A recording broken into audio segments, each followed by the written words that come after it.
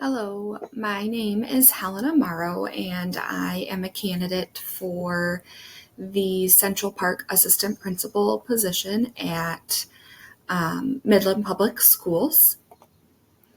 And an introduction about me, I got my bachelor's for elementary education and also my master's for principalship, both from Saginaw Valley State University.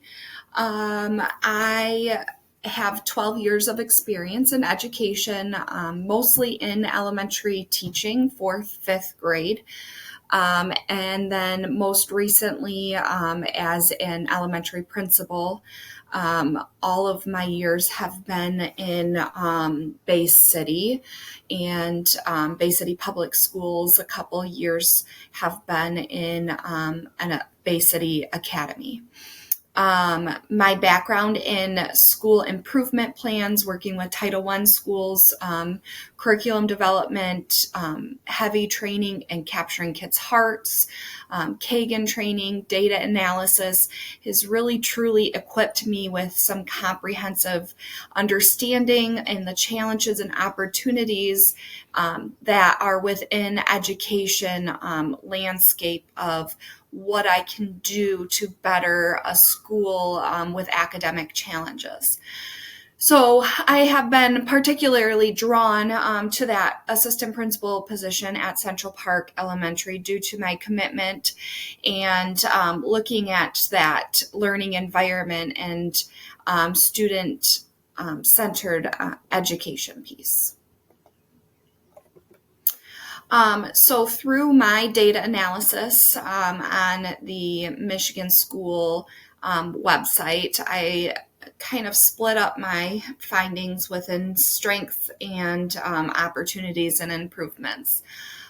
Some awesome strengths to really emphasize here is reading proficiency. 46% of students have achieved proficiency in reading. That is awesome. That is something to really celebrate as a school, as a staff, as stakeholders, especially surpassing that state average of the 45%. So that's amazing. Again, same with math proficiency. 35% of the students are proficient in math, which is, again, just over that state average of the 34%.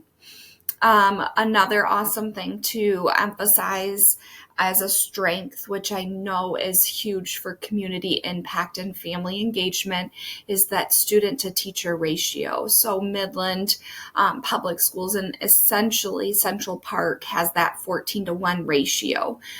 So schools are providing more of that individualized attention that really hones down on students' needs. And I see that may be correlated to showing some of that reading and math proficiency. So looking at those awesome things that are happening, where are some opportunities for improvement? So looking at that third grade reading score, post-pandemic data indicates that there has been a decline in third grade reading proficiency. Before the pandemic, we were at 57.4%. We have declined by just over 17%. So what is it that we need to do to help with that post-pandemic data, that loss in education of essentially 2 years there through the COVID pandemic? Social studies proficiency we take all of that data from our fifth grade MSTEP score. And so fifth grade social studies proficiency increased by 7.4%, but it's still that area of growth. We're still not where we need to be in that state average. So we're seeing improvement. So we're headed in the right direction as a school, as Central Park Elementary, but let's keep moving into the right direction. And then unfortunately that enrollment decrease, which I think is a statewide thing, but as a school, how can we look at that student population that has decreased over 5 years decreased by 9%. And how is that going to impact our resources, our allocation, our small student to teacher ratio, and making sure that those resources and individual impact still stay where they are. So here are some of my proposals, my strategies for improvement to address these challenges and implement and target that comprehensive literacy intervention, focusing on the early identification and support. And that is key here. So again, data-driven instruction, using NWEA, identifying those individual student needs and tailoring that instruction accordingly, whether it's small group in the classroom or intervention as a tier 3 support.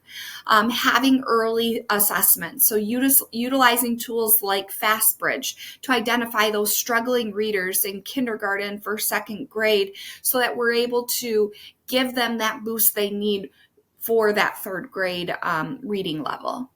Having those tailored interventions, providing very in-depth and intentional small group instruction, one-on-one tutoring groups, trained intervention and literacy coaches and paraprofessionals that really work hand in hand with those teachers and have that data-driven instruction conversation. Again, parental involvement, engaging those families, bringing them in for workshops, giving them all of those resources that are needed to help them, help us to get their kids involved and to succeed. So bringing them in, ensuring that we're continuing them in our school improvement plan and giving them everything that they need to feel success. Progress monitoring, so every 6 to 8 weeks, making sure that we're having these data-driven conversations as grade levels, vertically, horizontally, as teams, so that we're able to look at that student progress, adjust our interventions as needed so that we can continue to see those improvements. And if we're not, what bumps in the road are we seeing? What can we do as a team to put our heads together and say, okay, what puzzle piece are we missing to not see the improvement that we need? Again, that targeted intervention, after school tutoring, small groups, particularly in that finite grades of third and fourth grade where we know those proficiency gaps are most evident, because that's where those state testings become part of that data score that goes out onto the large website for parents to see what is the stakeholders seeing in our school. And then our key is professional development. We want to make sure that our teachers are equipped, and we want to make sure that they're equipped with what they need and what they feel will make them successful for the supporting our diverse learners that we know that we're getting all the time. And we want to make sure that we are hitting the needs of all of our learners, whether it's low socioeconomic backgrounds or a decline in performance or wherever that basic need is. We want to make sure that we're honing down in that professional development training. So championing our student-centered initiatives. So in my previous role, as my role right now in my elementary principal position, I've advocated for prioritizing the student well-being of our academic growth.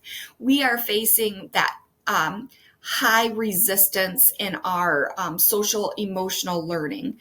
That has been my big focus this year is kids in my school currently are coming to school with not the basic needs met. So using my community skills and bringing some of that training in to help the long-term benefit in socio-emotional learning, which brings that positive school culture, which then kind of feeds right into that enhancing academic performance. Because if the students are feeling loved, if they're feeling that positive culture, if the parents are knowing that their children are safe and that they're learning, you're automatically going to feel that domino effect. So something that we did was we were using our data showcasing, not just to say, okay, every progress monitoring, we're looking at the academic skills, but we also started to look at the multi-tiered support system and looking at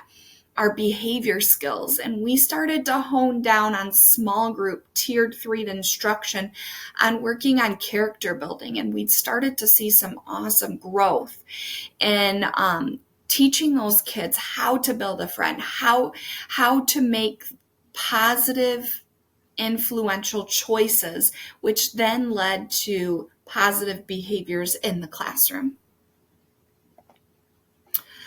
So to wrapping all of this around, through my searching on the district website, I found that Midland Public Schools' vision is to lead with respect, trust, and courage, to ensure an equitable, collaborative, and inclusive culture, and enable all to achieve success. So what I'm doing is I kind of broke your guys' vision up and put it into my realm of what I would do as a principal at your school district. So looking at the first part, leading with respect, trust, and courage, I would model respectful communication with staff, student, families. I would foster trust with transparency, consistency, and having that open door policy, making those courageous decisions for the best interest of my students, even when sometimes it might be hard, and supporting staff by coaching and feedback and professional development.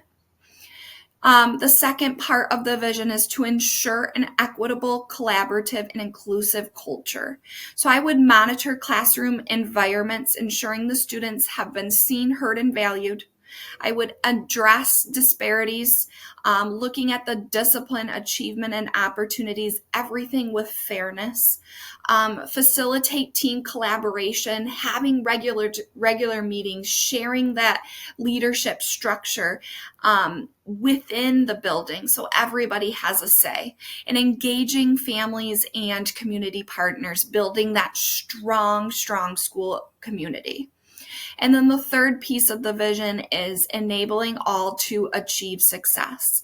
So using data to guide our instruction and needs, supporting individualized learning plans and interventions with progress monitoring. Celebrate. Bring those celebrations in huge with students and staff to bring motivation and build morale into the building, and ensure the resources are being effectively allocated to meet all of the diverse needs within each building and each classroom at Central Park Elementary.